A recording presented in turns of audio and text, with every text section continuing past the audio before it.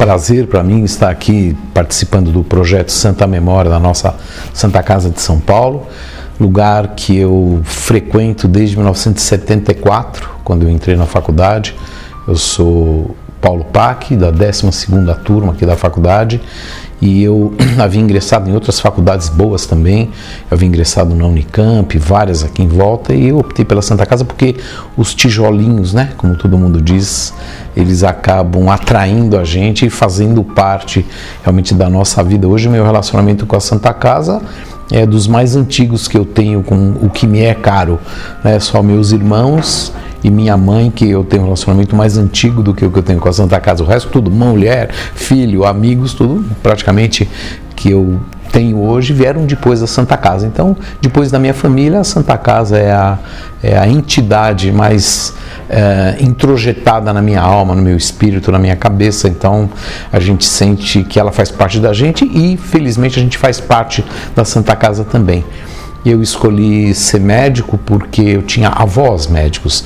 Os pais da minha mãe eram médicos, vieram da Itália, vieram para o interior de São Paulo, cidade de Ituverava, fazer medicina, e minha mãe viu os pais atendendo de tudo, de tirar dente, a fazer parto, a operar indivíduos com apendicite, a fazer até retirada de membros, né, fazer amputações. E então minha mãe contava as histórias dos meus avós, e aquilo desde criança foi despertando uma curiosidade muito grande, e eu sempre tive muita curiosidade, e veio com isso, nessa curiosidade de saber dos meus antepassados, o desejo de ser médico. Eu não conseguia me ver fazendo outra coisa, não.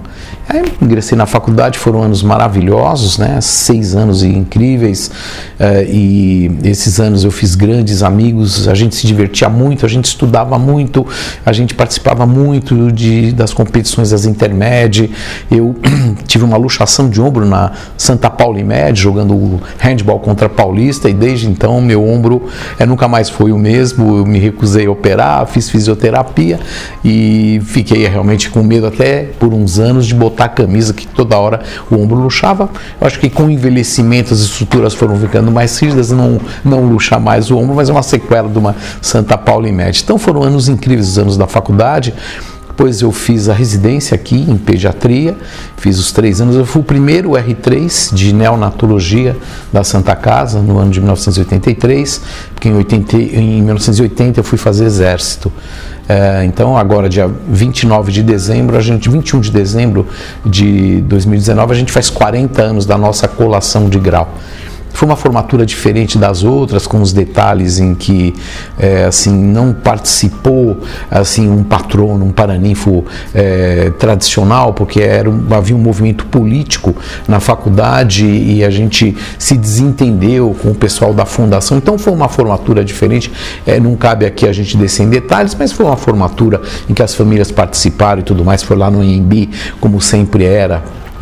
E então foi uma formatura que acabou sendo diferente, mas dentro de um aspecto geral, uma formatura tradicional. Então, ao me formar, eu fui para o Exército, fiquei lá no ano de 1980 e voltei para fazer a residência aqui.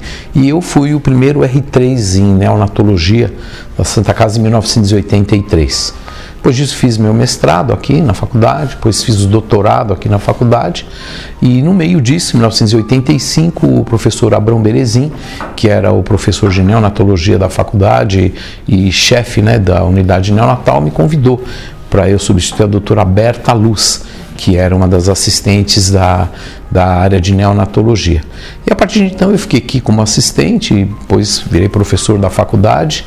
Hoje eu sou professor assistente na faculdade e milito em neonatologia nos hospitais e também trabalho no meu consultório privado, onde eu atendo pediatria geral. E o meu consultório privado começou com os pacientes que vinham de uma maternidade em que eu trabalhava, chamada Promatre Paulista.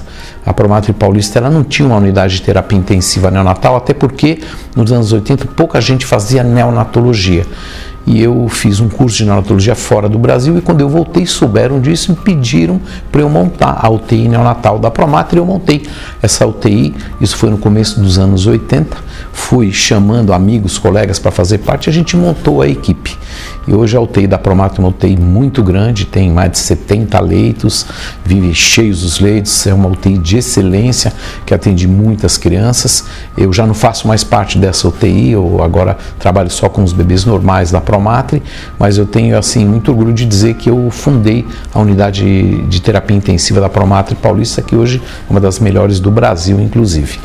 E da neonatologia eu comecei a ter pacientes porque começaram a sobreviver prematuros que até então não sobreviviam, e esses prematuros acabavam pedindo para eu fazer o acompanhamento deles, os obstetras também, e eu acabei fazendo o acompanhamento desses prematuros, e com isso o meu consultório foi crescendo e virou um consultório de um atendimento pediátrico geral, no qual eu milito até hoje também, como eu ainda estou na Promatre e aqui na Santa Casa. É assim, eu vou falar de um jeito, vamos chamar assim, careta, até porque eu com 64 anos de idade me dou o direito de ser careta, né? Porque as coisas mudaram muito, a gente pegava tudo que a gente podia pela frente, a gente tinha muito medo antigamente, eu, os meus colegas também, a gente não largava nada, o que aparecia a gente fazia. Hoje é o contrário, hoje o que eu sinto é que os egressos da faculdade, eles escolhem a dedo aquilo que vai lhes dar uma melhor qualidade de vida.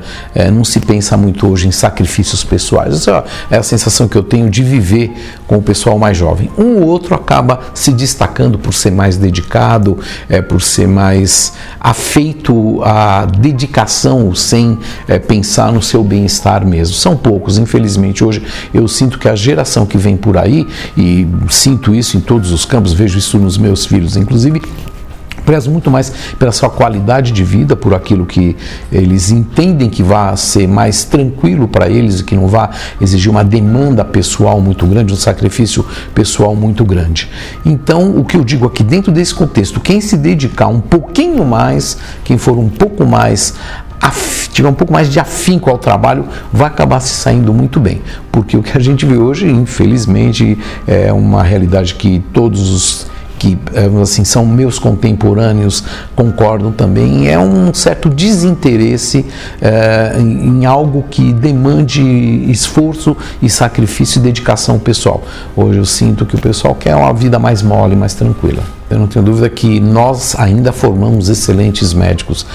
A gente, pelo menos na minha área de neonatologia, os nossos residentes que saem aqui da unidade neonatal acabam se colocando onde quiserem, como quiserem. Eles acabam sendo muito bem assimilados pelo mercado, porque eles saem muito habilitados, eles saem com expertise muito grande, e todo mundo dos grandes hospitais privados de São Paulo querem o ex-residente da Santa Casa.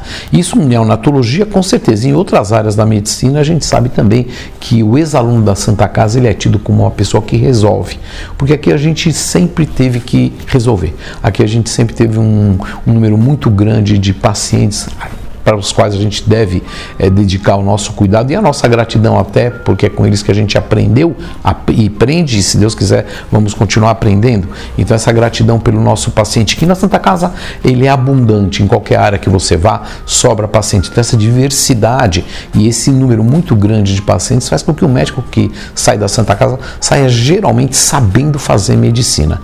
Ele pode até não ter sentado tanto tempo na frente dos livros, mas ele sentou muito na frente do doente. E o tirocínio, aquela noção do que deva ser feito baseado, vamos chamar assim, no bom senso, baseado na experiência, ele é fundamental para que o médico consiga ter um desempenho que seja efetivo, eficiente. Não adianta a gente estar ligado a protocolos só se o diagnóstico que a gente faz de um paciente não é aquele que realmente seja o mais perto da realidade possível. E isso o médico da Santa Casa tem experiência, porque a gente tem pacientes e principalmente nós temos um corpo docente que é espetacular. Corpo docente que você não forma de um momento para o outro. Corpo docente que leva décadas para ser formado, né? Então você pega um indivíduo aí com 20, 25, 30 anos de formado na Santa Casa, que fez residência aqui, ou que tenha vindo de fora e feito residência aqui, e que está dentro desse quadrilátero aqui, ele acaba realmente sabendo passar informação, sabendo passar experiência para o aluno da faculdade. Então, eu acho que o nosso aluno ele é diferente, e eu acho que hoje, apesar disso que eu lhe disse, que a dedicação não é a mesma do que era no meu tempo, talvez por ser uma geração um pouco mais destemida e que se liga menos nas coisas, eles saem muito bem formados mesmo, até com um nível assim de conhecimento superior ao de outras escolas que a gente conhece, que a gente convive. Para mim é muito emblemático estar aqui no projeto Santa Memória, pois justamente como eu disse, daqui a poucos meses a minha turma, a 12ª, completa 40 anos de formado. E todo número redondo é um número redondo que merece uma comemoração, merece assim uma reflexão, mas que tudo de olhar para trás e ver que tudo valeu muito a pena. O sacrifício para conseguir entrar nessa faculdade, que não é fácil, nunca foi fácil, o sacrifício de fazer a faculdade, ter que estudar muito, a gente sempre foi muito exigido, e depois o estresse de entrar na residência e o trabalho árduo numa residência médica, que não é brincadeira, mas tudo valeu a pena, e isso é necessário para que o médico se forme. O médico, para ser completo, ele tem que passar por tudo que a Santa Casa faz a gente passar. Eu acho isso necessário, e como mensagem para os mais jovens, pensem que esse é o momento da vida. Se você não investir este momento para o seu crescimento espiritual, seu crescimento pessoal e o seu crescimento profissional, vai passar um tempo, e quando o tempo passa, a gente não consegue recuperar aquela pujança, né? Aquele torque que a juventude dá para a gente. Então, é quando a gente é jovem que a gente tem que se dar ao máximo. E isso a gente vai agradecer lá para frente, porque a gente vai conseguir fazer uma medicina que realmente vai nos deixar satisfeitos, vai nos contemplar como profissionais, e mais que tudo, fazer aquilo que o médico deve fazer, que é melhorar a vida do doente, prolongar a vida do doente, melhorar a qualidade de vida do planeta, basicamente, né?